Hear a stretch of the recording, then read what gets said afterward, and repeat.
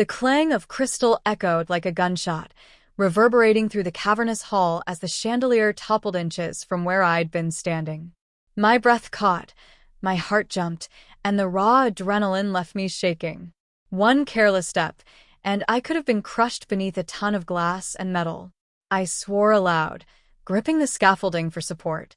That was way too close. Henry's voice rang in my ear from my phone. "Celeste, are you okay?" he asked, calm, almost too calm. Yes. "I'm fine," I said, my voice tight, brittle even to me. Just a lot of broken glass. I dropped my gaze to the remnants of the chandelier at my feet. As I scanned the room, I realized it wasn't just the falling light fixture that terrified me. It was the pattern of my life with Henry. Everything was about appearances, about perfection, about hiding flaws until they became catastrophes. I had been walking through my own life on a scaffolding built on shaky trust and compromised ethics. I needed clarity, and I needed it fast. Determined, I returned to the office portion of the site and accessed Henry's shared digital files. My eyes were drawn immediately to an unusual line item, a massive retainer fee paid to an adoption law firm. My pulse quickened. Adoption? I thought. Why would Henry pay such a substantial amount without mentioning it? Curiosity overpowered caution. I opened the scanned documents and invoices. The law firm, Elderguard Legal Services, specialized in elder adoptions, complex, legally fraught, and requiring meticulous planning. My stomach twisted. Henry had never mentioned adopting anyone, especially not an elder. Why would he funnel tens of thousands of dollars in secrecy? I downloaded the files onto a secure flash drive, my fingers trembling slightly, not from fear of the chandelier, but from the dawning realization that I might have been living in the shadow of deception all along. If a chandelier could nearly crush me physically, how much more could this hidden manipulation crush me emotionally? I sat back in my chair, staring at the glowing monitor. Every detail, every blueprint, every invoice suddenly felt loaded with potential danger. Henry had created an environment where I thought I was building something stable, but the foundations were rotten. I couldn't ignore it. I had to follow this thread to the end, even if it meant tearing down everything I thought I knew about him. A voice inside me whispered, clear and commanding, "It's time to rebuild your life on honest foundations. No shortcuts. No compromises." The documents I'd pulled from Henry's files were dense, almost deliberately opaque, filled with legal jargon and cross-references. But as I scrolled through, my stomach sank. This wasn't just a standard legal maneuver. This was manipulation on a calculated, ruthless level. Henry had orchestrated an adult adoption of his sister Serafina's wealthy, vulnerable uncle. And my name? It was listed as a guarantor of stability for the adoption court, implying that my professional reputation and life with Henry were being used as leverage. I sank into my chair, running a hand over my face. He can't do this," I whispered to no one. "Not like this." I reread the documents carefully. Every page seemed to echo deceit. Henry's co-guardianship made him the primary decision-maker over the uncle's fortune, while Serafina's influence smoothed every potential legal obstacle. And my life, the life I thought I shared with him, was just a prop in their scheme. The more I read, the more the earlier warning of the falling chandelier replayed in my mind. This wasn't about architecture or design. It was about structural integrity in every sense: financial, legal, emotional. And just like that chandelier, the deception had nearly collapsed over me. I leaned back and exhaled sharply. "So that's what all this money was for," I muttered. "Not charity, not generosity, control." I knew I couldn't confront Henry directly, not yet. If I wanted justice, I needed guidance. Someone with knowledge of both structural engineering and ethical oversight. My mind immediately went to Silas Thorne, Henry's chief professional rival. Meticulous, principled, and relentless, he had the resources and credibility to help me expose Henry's manipulations. Pulling out my phone, I scrolled to Silas's number, hesitating for only a moment before dialing. The line clicked, then a familiar voice answered. "Celeste? It's been a while." "I know," I said, my voice firm despite the tremor of anger beneath it. "But I need your help." It's Henry. He's been using my name and reputation to secure a massive, fraudulent adoption. I have the documents. Everything's here. Silas was silent for a moment. Then he said, "Send them to me. I'll review everything and tell you exactly what we can do. And Celeste, you did the right thing finding this." Relief mingled with determination. Finally, someone understood the gravity of what I had uncovered. Someone I could trust. I sat back, staring at the screen as the files transferred. For the first time in months, maybe years, I felt a sense of control returning. The life I thought I shared with Henry was a facade, but now I had the tools to dismantle it, safely, decisively, and completely. A small, steely smile crossed my face. This is just the beginning. And this time, I'll build it right. The next morning, I met Silas at a quiet cafe downtown. He spread the documents across the table like a strategist deploying a battle plan. His eyes scanned each page, sharp and discerning, and I felt a flicker of hope. "Celeste," he said, pointing at the first adoption certificate, "this isn't just unethical. It's legally precarious. Your name here, they're banking on the court not questioning a co-guardian stability claim. But this can be challenged." I nodded, trying to steady the rush of anger and betrayal swirling inside me. I never consented to any of this. And he hid everything behind the guise of family compliance. My voice cracked slightly. I can't believe I was just a prop in their plan. Silas gave me a sympathetic look, then leaned back, steepling his fingers. "We'll approach this carefully. Henry and Serafina are calculated. But the evidence you've uncovered, financial records, legal retainer fees, and your own professional credentials, they've left a trail. We can follow it." I let out a shaky breath, my hands fidgeting with the edge of my coffee cup. I need this to end. Not just for me, but for anyone else they might manipulate in the future. He nodded. "I'll start by reviewing the transaction records linked to the retainer. If Henry funneled funds improperly or misrepresented your professional role, we can expose it. We'll build a case so airtight the courts can't ignore it." I swallowed hard. "And the adoption? If it's already finalized?" Silas gave a small, confident smile. "Finalized doesn't mean untouchable. Courts will void actions taken under fraud or misrepresentation. Your name was used without informed consent. That's our entry point." For the first time since discovering the scheme, I felt a glimmer of control. My heartbeat slowed, the tight knot in my chest loosening slightly. Silas's presence was grounding, a stark contrast to Henry's manipulative shadow. "Thank you," I said softly, almost to myself. "I don't know if I could do this alone." "You won't have to," Silas said, his voice steady and unwavering. "We dismantle this from the ground up. And when it's done, you'll reclaim everything you thought was lost, your reputation, your peace, your life." I glanced down at the documents again, seeing not just a web of deceit, but a map of opportunity. Every forged signature, every manipulated record, every hidden fee, it was a thread that, when pulled correctly, would unravel the entire facade.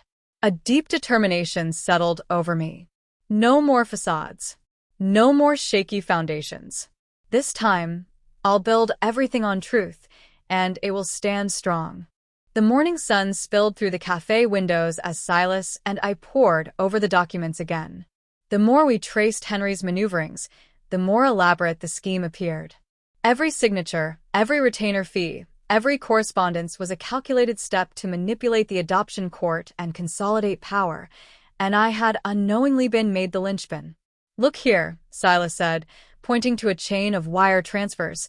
"These payments to the adoption law firm are labeled as consulting fees. But your signature is on the authorization forms." I felt my stomach twist. So, he not only used my name, he disguised it financially too. He turned my reputation into currency. Silas nodded grimly. "Exactly. But that's also our leverage. If we can prove the funds were misrepresented and that your consent was obtained under false pretenses, the court will have to act." I clenched my fists around my coffee cup. I want him held accountable. Every step, every manipulation. Silas's expression softened slightly. And he will be. But we need strategy. Rushing in emotionally might tip him off. We have to anticipate his moves. For the first time since the Chandelier incident, I felt a flicker of clarity. I wasn't just a victim of Henry's ambition. I was a strategist, a witness armed with irrefutable proof. Then let's map it out, I said, leaning in, voice firm. We start with the financial misrepresentation. Then we highlight the falsified use of my credentials. After that, the adoption can be challenged. Piece by piece, we dismantle his plan. Silas smiled faintly, approving my resolve. Exactly. And I'll act as your legal and technical advisor. We'll also need affidavits from the law firm confirming your lack of informed consent. They can't cover this up without implicating themselves. I let out a long, steadying breath, imagining the moment Henry would realize his web of deceit was unraveling. The thought fueled a quiet fire within me. No more hiding, no more being used as a pawn. Silas, I said, my voice softer now. Thank you for believing in this, even when I doubted myself. You've never needed me to believe, he replied. You've always had the skills, the intellect, the clarity. I'm just here to make sure no one can deny it. A sense of purpose settled in me. The shaky foundations Henry had built in my life were about to collapse, and this time, I would be the one holding the blueprint for a stronger, honest, unshakable structure. The office smelled faintly of fresh paint and polished wood as I stepped in with Silas. Today, we would confront the first layer of Henry's empire, the law firm that had unknowingly, or so they claimed, enabled his adoption scheme. I felt a mixture of determination and nervous energy swirling in my chest. Remember, Silas whispered as we walked through the lobby, we're here to gather facts, not to debate morality. Keep it professional. Your strength is the evidence. I nodded, gripping the folder of documents tightly. Every page represented months of careful observation, late-night cross-referencing, and sleepless nights replaying Henry's betrayals in my mind. But this wasn't just about revenge. It was about justice and reclaiming my life. The receptionist looked up, smiling politely. May I help you? Yes, I said, keeping my tone steady. We have an appointment with Mr. Caldwell regarding legal matters associated with a recent adoption filing. Within minutes, we were led to a polished conference room. Mr. Caldwell, a tall man with silvering hair and a crisp suit, extended his hand. Miss Finn, Mr. Thorne, please have a seat. I handed him the documents, watching as he skimmed through. His brow furrowed almost imperceptibly. These signatures, they're authentic, he said finally, voice calm but serious. Did Mr. Vance authorize this? No, I said, meeting his gaze directly. I never signed any consent forms knowingly for this adoption. My credentials were used without my informed approval. Silas leaned slightly forward. We need confirmation from your records that the retainer fees were misrepresented. The payments were labeled as consulting but were intended for the adoption legal process. Mr. Caldwell exhaled, pinching the bridge of his nose. If what you're saying is true, this could have serious legal repercussions. For the firm, for Mr. Vance, and for the court that approved the adoption. I felt a surge of relief, mixed with adrenaline. Finally, someone recognized the weight of the deception. Ms. Finn, he continued, looking at me, we can provide an affidavit confirming that your signature was submitted under misleading pretenses. That's the first step in challenging this legally. I nodded, my hand steady. That's exactly what I need. I want transparency, accountability, and the truth. Silas placed a reassuring hand on my shoulder. This is only the beginning. Once the affidavit is filed, Henry will have to face scrutiny. The foundations of his scheme will start to crumble. For the first time in months, I felt in control. The web of deceit Henry had spun around me was beginning to unravel, and with each step, I was reclaiming not just my career, but my life. I sat across from Silas at our temporary workspace, the pile of documents between us forming a small fortress of truth. Every page, every receipt, every notarized form was another nail in Henry's carefully constructed facade. I can't believe he thought he could manipulate this so smoothly, I muttered, flipping through the accounting sheets. Silas leaned back, steepling his fingers. People like him always overestimate their own cleverness. He assumes loyalty can be bought, that deception can be hidden forever. I let out a bitter laugh. Or that I'd be too distracted or too trusting to notice. "We're going to fix that," Silas said, his voice calm but firm. "The key is the financial paper trail. Every retainer fee, every payment to the adoption firm, every misrepresented transaction, it all ties back to him. And now we have witnesses and documents to corroborate it." I nodded, heart hammering. "Let's start with the bank statements. I need to know how Serafina's influence factored into all this." Hours passed in a blur of numbers and cross-references. As I traced the funds, the pattern became painfully clear. Henry had used our shared reputation to meet the court's requirement for a stable, professional household, while diverting substantial funds for Serafina's benefit. My stomach churned with a mix of rage and disbelief. Finally, Silas leaned over, pointing at a series of transfers. "Here. See this? Each retainer is labeled as consulting, but the memo lines indicate adoption fees. And the amounts increase whenever Serafina's influence comes into play. This is undeniable evidence of fraud." I exhaled, gripping the edge of the table. He weaponized my name, my credibility, my career. And for what? Control over a fortune he doesn't deserve. Silas reached across, giving my hand a reassuring squeeze. "We'll make sure the board and the authorities see this. Henry and Serafina are about to face the full weight of their actions." I paused, thinking of the months of self-doubt and second-guessing. I can't believe how blind I was and how easily I could have lost everything. "You weren't blind," Silas corrected. "You were careful, committed, and dedicated. That's why you found the documents in the first place. And that's why we have the power to stop him." The room felt charged with purpose. For the first time since the chandelier nearly crushed me, I felt a sense of momentum, a concrete path toward justice. Henry's house of cards was beginning to collapse, and with Silas at my side, I was ready to see the truth prevail. The morning air was crisp as Silas and I stepped into the office where Serafina conducted her business. I could feel my pulse in my ears, the adrenaline mixing with a simmering sense of justice. Today, the final layers of Henry's deceit would begin to peel away. Silas gave me a brief nod. "Stay calm.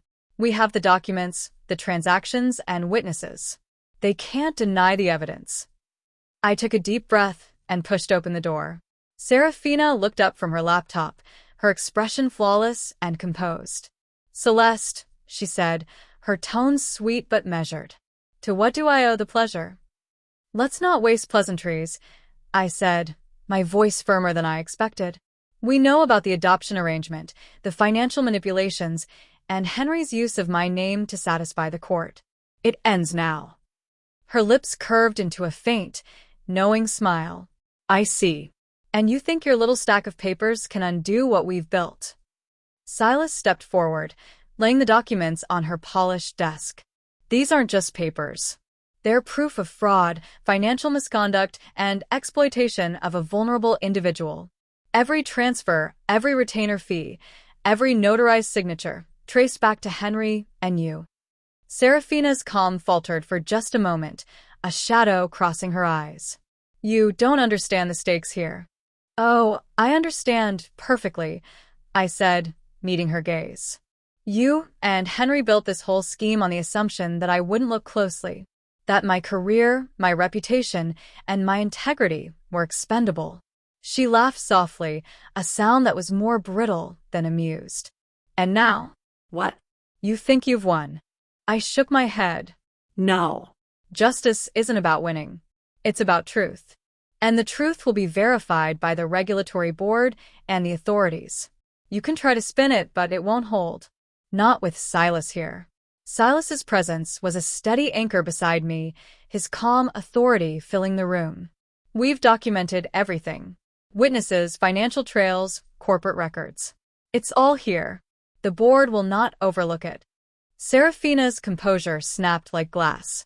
She stood abruptly, gathering the documents and retreating to her office, muttering under her breath.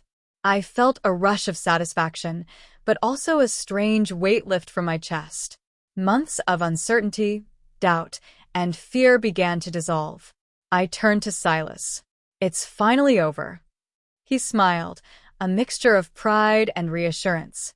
"It's just beginning, Celeste. But this time, we're building something solid, on truth, not lies." And for the first time in months, I truly believed it. The tower of deceit Henry and Serafina built was crumbling, and I was standing firmly on the foundation of honesty and integrity. The sunlight streamed through the large studio windows as I entered the office. Today was the day everything would finally be settled. The day Henry and Serafina's web of deceit would collapse under the weight of truth. My hands felt steady for the first time in months. Silas was already there, reviewing the last set of correspondence with meticulous care. He looked up as I approached. "Are you ready?" he asked, his voice calm but filled with that quiet intensity one had come to rely on. I nodded. "As ready as I'll ever be. Let's make sure it's airtight." We walked into the regulatory board office, documents in hand, every piece of evidence laid out clearly. Henry and Serafina had been summoned, but their confident facades couldn't hide the tension now. "Miss Finn, Mr. Thorne," the lead investigator began, glancing at our papers. "We've reviewed preliminary findings, but you're presenting the complete documentation today?" "Yes," I said firmly, my voice echoing with resolve. "This shows the full extent of Henry's manipulation of my professional identity, his fraudulent use of my credentials for the adoption of Serafina's uncle, and the financial misappropriations that followed." Silas added, "We've also included corroborating evidence from witnesses and financial audits. Every claim is backed by verifiable documents." Henry's jaw tightened, and Serafina's composure faltered. This is ridiculous," Serafina exclaimed. "You can't just—" "I can," I interrupted, my gaze sharp. "Because truth doesn't need defending. Lies always crumble when exposed." The investigators nodded, flipping through the documents, cross-checking data. Henry's face paled as realization set in. "Celeste, this isn't necessary," he said, a feeble attempt at persuasion. "It is necessary," I replied, my tone final. "For my career, my integrity, and the person I refuse to be while under your manipulation." Hours later, the verdict came. Henry and Serafina were ordered to resign from the co-guardianship, the adoption oversight was reassigned, and financial penalties were imposed for the misappropriations. The corporate and structural violations were flagged for immediate correction. Justice, in every measurable sense, had been served. Silas took my hand as we stepped outside, the fresh air a balm against months of tension. "We did it," he said softly, his eyes meeting mine. "Yes," I said, a genuine smile spreading across my face. "And this time, I'm building something solid from the ground up with no shortcuts, no lies." He pulled me into a warm, steady embrace. "Together," he said. I rested my head on his shoulder, feeling the foundation of trust and honesty we had forged. For the first time, I was free to live my life on solid ground, with someone who shared my values and would help me build a future that could withstand anything. The chaos of deceit was behind me, and ahead lay a life of clarity, strength, and love.